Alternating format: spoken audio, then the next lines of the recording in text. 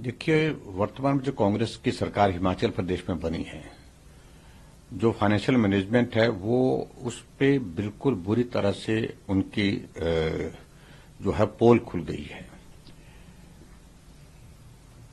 हिमाचल में बहुत सारे कर्मचारी अलग अलग डिपार्टमेंट में हैं, कॉरपोरेशन में हैं, बोर्ड में हैं, जिनको समय पर सैलरी नहीं मिल रही है। ये तो आपने एक कॉरपोरेशन का जिक्र किया जो एचआरटीसी है, जो ट्रांसपोर्ट कॉरपोरेशन हमारी हिमाचल प्रदेश की है, और उनके कर्मचारियों को सैलरी नहीं मिलना और कई महीनों से सैलरी नहीं मिलना, ये चिंता का विषय है। वो हड़ताल पर भी गए, वो उन्हें मुख्यमंत्री से बात भी की, लेकिन उसके बावजूद उनकी समस्याओं का समाधान हुआ नहीं। इसके अतिरिक्त उनके जो मसले हैं, जिन मसलों को लेकर के वो हमेशा सरकार के साथ बात कर रहे हैं, वो तो हल हुए ही नहीं। लेकिन अब वो कहते हैं कि बाकी बातें तो छोड़ो, कम से कम जो सैलरी है जिससे हमारा परिवार चलता है, हमारे भी बच्चे हैं जो स्कूल में पढ़ते हैं, कॉलेज में पढ़ते हैं, यूनिवर्सिटी में पढ़ते हैं, हमारे भी बुजुर्ग लोग हैं जिनको देखभाल की जरूरत है, और सैलरी ना मिलने की वजह से हमें बहुत कठिनाई का सामना करना पड़ रहा है। सरकार पूरी तरह से असफल हुई है, और मेरा ये मानना है कि हिमाचल प्रदेश में एचआरटीसी की सैलरी ना मिलना ये बहुत ही दुर्भाग्यपूर्ण है। क्या इसको लेकर हिमाचल बीजेपी आप लोग कोई प्रदर्शन करने वाले हैं? देखिए, हमारी पार्टी की ओर से समय समय पर हम बात करते हैं। अभी विधानसभा का सत्र था, विधानसभा के सत्र के दौरान भी हमने बात कही है कि सरकार ऐसे विषयों पर काम करे, और हिमाचल प्रदेश में इनकी बात नहीं। अभी हाल ही में 2000 कर्मी जो कोविड के दौरान लगाए गए थे, जिन्होंने अपनी जिंदगी को संकट में डाल करके दूसरे की जिंदगी को बचाने के लिए काम किया, उनको मार्च महीने से सैलरी नहीं मिली और सितंबर महीने में उनको निकाल दिया। ना अभी तक सैलरी दी है मार्च के बाद, वो सेवाएं देते रहे, लेकिन अभी सितंबर महीने के बाद उनको निकाल दिया गया। 10 महीने में हिमाचल प्रदेश में लगभग 10,000 आउटसोर्स में जो कर्मचारी उनको नौकरी से हटा दिया गया है। तो वर्तमान सरकार रोजगार देने की बात कही थी, उन्होंने गारंटी दी थी, हम 5 लाख बेरोजगारों को नौकरी देंगे और 1 साल में 1 लाख।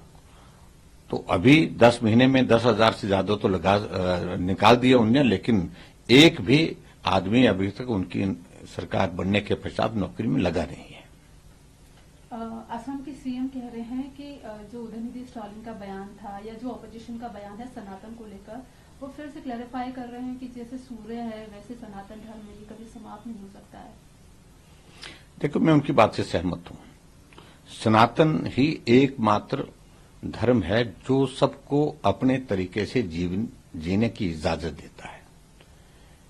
आप देखिए ना, दूसरे धर्म में अगर ये मानना है तो मानिए, नहीं मानेंगे तो उसके बाद फिर उनके पास सीधी सी बात होती है कि उसको अपना मानते ही नहीं है, अपने धर्म का मानते ही नहीं। मैं उन धर्मों का मैं जिक्र नहीं करना चाहता हूं, लेकिन सनातन एक ऐसा धर्म है, वो बहुत विशाल है, जिसमें सबका समावेश है। और उस तरह से उन्होंने अगर बात कही है कि जैसे सूर्य है, सूर्य कभी जो है वो समाप्त नहीं होता है, वही मैं कह सकता हूं कि उन्होंने जो बात कही है वो उचित बात कही है आज के इसमें। और जिस प्रकार से राजनीतिक लाभ लेने के लिए विपक्ष के लोग धर्म को लेकर के राजनीति आगे बढ़ा करके करने की कोशिश कर रहे हैं, और सनातन एकमात्र ऐसा धर्म है जिसके लिए गाली दे रहे हैं। अन्यथा उनको मैं ये कहना चाहूंगा कि अगर आप इस्लाम के खिलाफ गाली देकर के देखिए ना, आप क्रिश्चियन के खिलाफ गाली देकर के देखिए क्या हालात बनते हैं। ये सहन शक्ति, ये संवेदनशीलता, ये सबको अपने साथ जोड़ने की जो अगर कहीं खुली जो है, खुली बात कहता है और खुली स्वतंत्रता है, ये सिर्फ सनातन में है। और इस बात को लेकर के मुझे लगता है कि पूरा जो राजनीतिक दल हैं, जो विपक्ष के हैं, तो उनको इस बात को सोचना चाहिए कि धर्म की स्वतंत्रता अगर है तो इसका मतलब ये नहीं है कि आप सनातन को गाली देते रहें। अखिलेश यादव कह रहे हैं कि बीजेपी भी कास्ट सेंसस का समर्थन करेगी, क्योंकि शायद आप लोगों के पास अब रास्ता नहीं है और आप लोग प्रचार काफी अच्छा करते हैं, तो शायद ये सिचुएशन ऐसी बन रही है। देखिए, अखिलेश यादव की बात पर मुझे लगता है कि बहुत गंभीरता से, जो भी कास्ट सेंसस की अगर बात करें, जिस तरह से इसको एक शेप दे दी गई, जिस तरह से इसको चर्चा में लाने की कोशिश हुई है बिहार स्टेट के बाद, मैं समझता हूं इसमें सिर्फ राजनीतिक एक मकसद है, राजनीतिक मकसद के सिवाय और कुछ नहीं है। और इससे किसी कम्युनिटी का भला होने वाला है, किसी कास्ट का भला होने वाला है, उनको बहुत ज्यादा कुछ ऐसी कोई चीज मिलने वाली, इस प्रकार का तो विषय ही नहीं है। सिर्फ राजनीतिक दृष्टि से इस विषय को खड़ा करने का, और सबसे बड़ी बात है कि राजनीतिक दृष्टि से जो डिवीजन करने की कोशिश की जा रही है कास्ट के नाम पर, ये भारत के लिए बहुत नुकसानदायक है।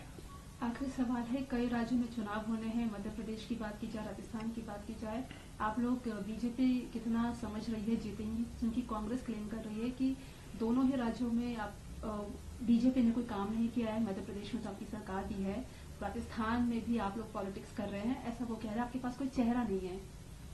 देखिए, पार्टी का केंद्र का नेतृत्व इन सारे विषयों को लेकर के निर्णय करता है, और जो भी निर्णय होगा वो पार्टी हित में होगा।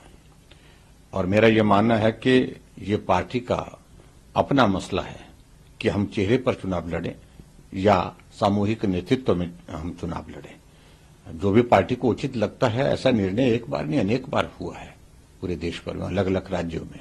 और ऐसी सूरत में भारतीय जनता पार्टी आज देश की नहीं दुनिया की सबसे बड़ी पार्टी है।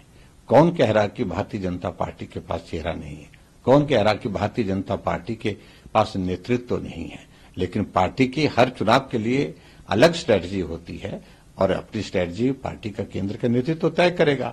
ऐसे में इन सारी चीजों का कोई अर्थ नहीं है। हम जीतेंगे, राजस्थान तो बहुत बड़े बहुमत के साथ जीतेंगे, और मध्य प्रदेश भी जीतेंगे, और 18 साल का वहां पर भारतीय जनता पार्टी का शासन का कार्यकाल पूरा होने के बाद फिर 5 साल की सरकार भारतीय जनता पार्टी की वहां पर भी बनेगी। नमस्कार, मैं हूं मानक गुप्ता। अगर आपको हमारा ये वीडियो पसंद आया हो तो इसे लाइक और शेयर जरूर करें, और हां, हमें सब्सक्राइब और फॉलो करना ना भूलें, ताकि आप देश और दुनिया की कोई खबर मिस ना करें। तो जुड़े रहिए हमारे साथ और देखते रहिए News 24।